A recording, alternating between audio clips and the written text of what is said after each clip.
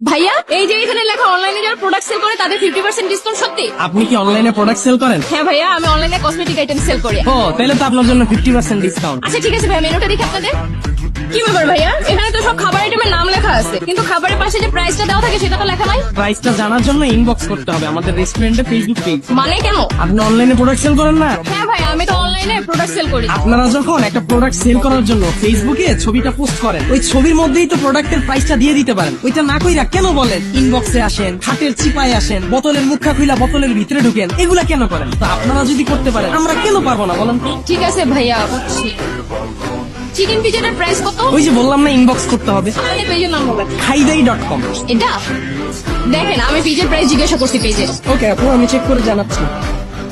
800 টাকা, তার মানে 50% ডিসকাউন্টে আমার জন্য 400 টাকা, তাই না? আপনি অনলাইনে প্রোডাক্ট সেল করেন না? হ্যাঁ ভাই, আমি অনলাইনে প্রোডাক্ট সেল করি। ও তাইলে আপনার জন্য 400 টাকা। ঠিক আছে ভাইয়া, তাহলে আমাকে একটা চিকেন পিজা দিয়ে দেন। আপু অর্ডারটা কনফার্ম করার জন্য আমার খরচা পানিটা অ্যাডভান্স করে দিতে হবে। মানে কিসের খরচা পানি? আপনার জন্য আমি যখন পিজাটা নিয়ে আসবো, আপনি খাওয়ার পরে বিলের সাথে আমাকে একটা টিপস দিবেন না? হ্যাঁ দিব। ওইটাই খরচা পানি আর কি, ওই টিপসটাই অ্যাডভান্স দিতে হবে, তাইলে অর্ডারটা কনফার্ম হবে। কেন? আপনি অনলাইনে প্রোডাক্ট সেল করেন না? হ্যাঁ ভাই, আমি অনলাইনে প্রোডাক্ট সেল করি, কিন্তু আমার পিজা অর্ডার করার জন্য অগ্রিম টাকা কেন অ্যাডভান্স করতে হবে সেটা বলেন। আপনাদের কাছ থেকে আমরা যখন একটা প্রোডাক্ট নিতে চাই তখন আপনারা কি বলেন, ভাইয়া অর্ডারটা কনফার্ম করতে হলে আগে ডেলিভারি চার্জটা বিকাশে অ্যাডভান্স করে দিতে হবে। তো আমার এখানে একই সিস্টেম, আপনার এই পিজাটা যদি অর্ডার করতে চান আগে আমার খরচা পানিটা অ্যাডভান্স করে দিতে হবে। ভাইয়া বুঝলাম, কিন্তু আমি তো খাবারটা খাওয়ার পরে আপনাকে টিপস দিব। আগে দেখবো খাবারটা কেমন, আপনি সার্ভিস কেমন দিলেন, তারপর না আমি আপনাকে টিপস দিব। আগে কেন দিতে যাবো? আমারও তো একই প্রশ্ন, আমার প্রোডাক্টটা আগে হাতে আসবে, তারপর আমি প্রোডাক্টটা দেখবো, জানবো, শুনবো, তারপর আপনার ডেলিভারি চার্জটা দিব। আগে কেন দিব? যদি আপনারা আগে আমার কাছ থেকে ডেলিভারি চার্জটা নিতে পারেন তাহলে আমি আগে কেন খরচা পানি নিতে পারবো না? ওইটা বলেন আপু।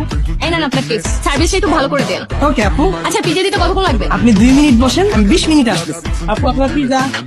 এই আমি অর্ডার করছি পিজা, আপনি কি দিয়েছেন? রুটি আর এই কাঁচা মরিচ, আর কি বলছেন আসবেন 20 মিনিটে? আপনি আসছেন 2 ঘন্টা পরে, ফাজলামি করেন। আপু উত্তেজিত হবেন না, আপনি অনলাইনে প্রোডাক্ট সেল করেন না? হ্যাঁ, আমি অনলাইনে প্রোডাক্ট সেল করি, এই জন্য কি আমি পিজা অর্ডার করে কাঁচা মরিচ আর রুটি পাবো? ফাজলামি করেন। তো আমারও তো একই কথা, আপনাদের কাছে কোনো প্রোডাক্ট অর্ডার করলে কি বলেন একদিনের মধ্যে চলে আসবে ভাইয়া, 4 দিনও তো আপনাদের কোনো খবর পাওয়া যায় না। ভাই আমার ভুল হয়েছে, আমি এই কাঁচা মরিচ আর পাউরুটি খাবো না, আপনি আমার 100 টাকা ফেরত দেন। আপু আপনি অনলাইনে প্রোডাক্ট সেল করেন না?